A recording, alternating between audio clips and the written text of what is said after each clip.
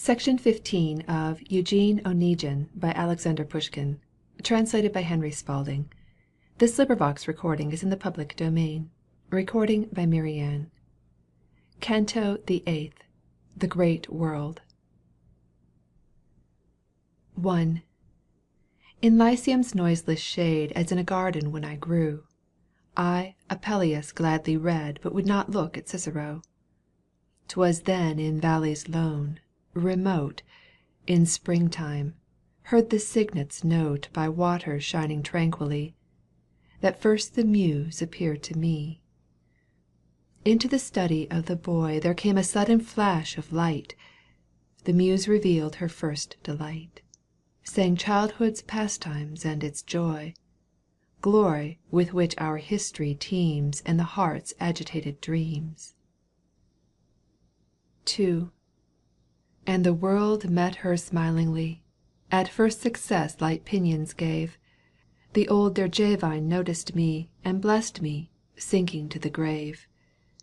Then my companions young with pleasure In the unfettered hours of leisure Her utterances ever heard, And by a partial temper stirred And boiling o'er with friendly heat, They first of all my brow did wreathe And an encouragement did breathe That my coy Muse might sing more sweet. O triumphs of my guileless days, How sweet a dream your memories raise. 3.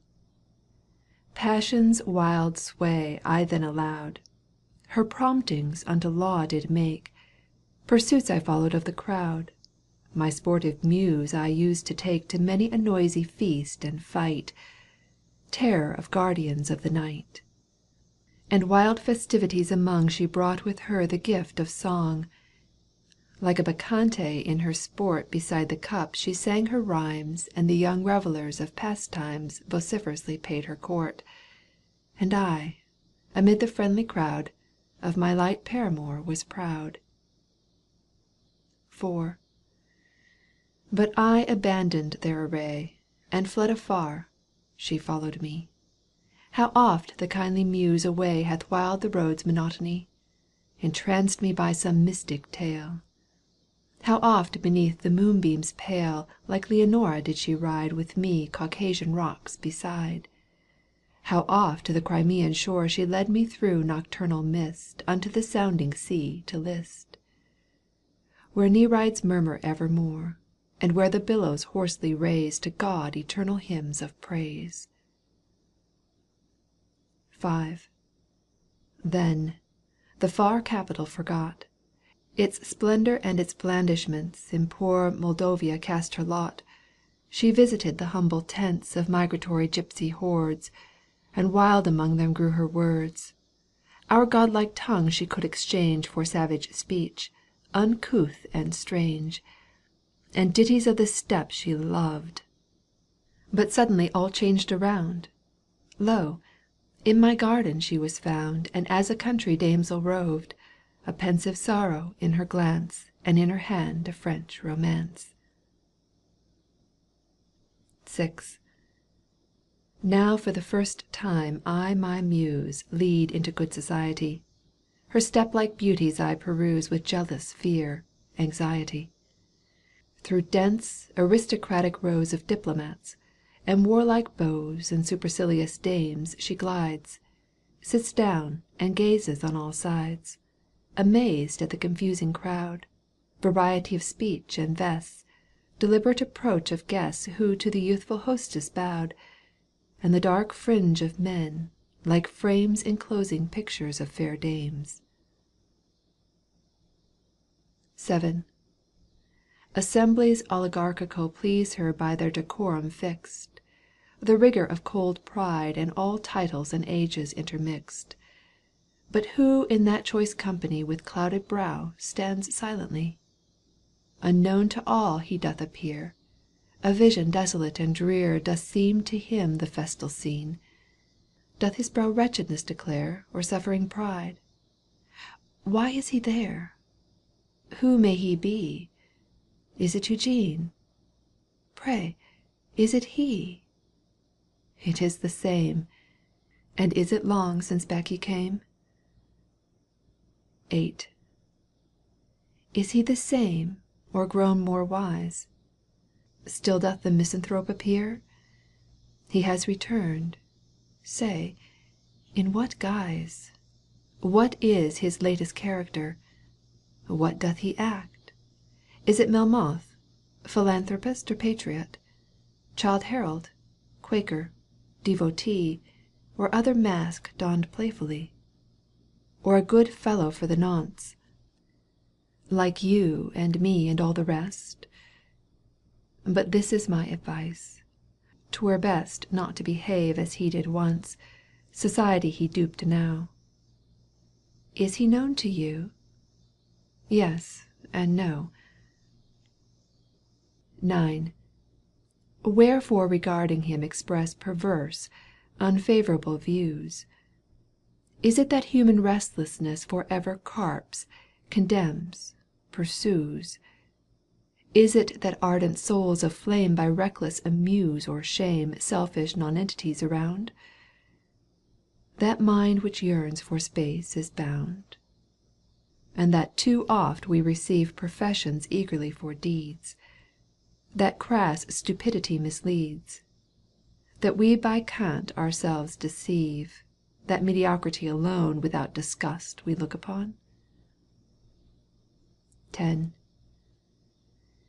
Happy he who in youth was young, Happy who timely grew mature, He whose life frosts which early rung Hath gradually learnt to endure. By visions who was ne'er deranged Nor from the mob polite estranged. At 20 who was prig or swell, At 30 who was married well, At 50 who relief obtained From public and from private ties, Who glory, wealth, and dignities Hath tranquilly in turn attained, And unto whom we all allude As to a worthy man and good. 11. But sad is the reflection made, In vain was youth by us received, That we her constantly betrayed And she at last hath us deceived. That our desires which noblest seemed, The purest of the dreams we dreamed, Have one by one all withered grown Like rotten leaves by autumn strown. 'Tis fearful to anticipate Nought but of dinners a long row, To look on life as on a show, Eternally to imitate The seeming crowd, partaking not Its passions and its modes of thought. The butt of scandal having been, 'Tis dreadful — ye agree I hope — To pass with reasonable men For a fictitious misanthrope, A visionary mortified Or monster of satanic pride, Or e'en the demon of my strain. Oneguine, take him up again. In duel having killed his friend And reached, with not his mind to engage. The 26th year of his age, Wearied of leisure in the end, Without profession, business, wife, He knew not how to spend his life. 13. Him a disquietude did seize, A wish from place to place to roam, A very troubling disease, In some a willing martyrdom. Abandoned he his country seat, Of woods and fields the calm retreat, Where every day before his eyes A blood bespattered shade would rise, And aimless journeys did commence. But still remembrance to him clings. His travels, like all other things. Inspired but weariness intense. Returning, from his ship amid A ball he fell as Tsarskoye did. 14. Behold, the crowd begins to stir, A whisper runs along the hall, A lady draws the hostess near, Behind her a grave general. Her manners were deliberate, Reserved but not inanimate. Her eyes no saucy glance address, There was no angling for success. Her features no grimaces bleared, Of affectation innocent. Calm and without embarrassment, A faithful model she appeared Of comme il faut. Shishkov, forgive, I can't translate the adjective. 15. Ladies in crowds around her close. Her with a smile old women greet, The men salute with lower bows And watch her eyes full glance to meet. Maidens before her meekly move Along the hall, and high above The crowd doth head and shoulders rise The general who accompanies. None could her beautiful declare, Yet viewing her from head to foot, None could a trace of that impute, Which in the elevated sphere Of London life is vulgar called And ruthless fashion hath blackballed. XVI. I like this word exceedingly, Although it will not bear translation. With us 'tis quite a novelty Not in high general estimation. 'Twould serve ye in an epigram. But turn we once more to our dame. Enchanting, but unwittingly, At table she was sitting by The brilliant Nina Voronsky, The Neva's Cleopatra, and None the conviction could withstand That Nina's marble symmetry, Though dazzling its effulgence white, Could not eclipse her neighbour's light. XVII. And is it, meditates Eugene, And is it she? It must be. No. How? From the waste of steps unseen. And the eternal lorgnette Through frequent and rapid doth his gaze Seek the forgotten countenance Familiar to him long ago. Inform me, Prince, pray dost thou know The lady in the crimson cap Who with the Spanish envoy speaks? The prince's eye Oneguine seeks. Ah, long the world hath missed thy shape. But stop, I will present thee if thou choose. But who is she? My wife. XVIII. So thou art wed? I did not know. Long ago? 'Tis the second year. To Larina. Tattiana? So, and dost thou know her? We live near. Then come with me. The prince proceeds, his wife approaches, with him leads His relative and friend as well. The lady's glance upon him fell, And though her soul might be confused And vehemently though amazed She on the apparition gazed, No signs of trouble her accused. A mien unaltered she preserved, Her bow was easy, unreserved. XIX. Ah no, no faintness her attacked Nor sudden turned she red or white. Her brow she did not e'en contract Nor yet her lip compressed did bite. Though he surveyed her at his ease, Not the least trace Oneguine sees Of the Tattiana of times fled. He conversation would have led, But could not. Then she questioned him. Had he been here long, and where from? Straight from their province had he come?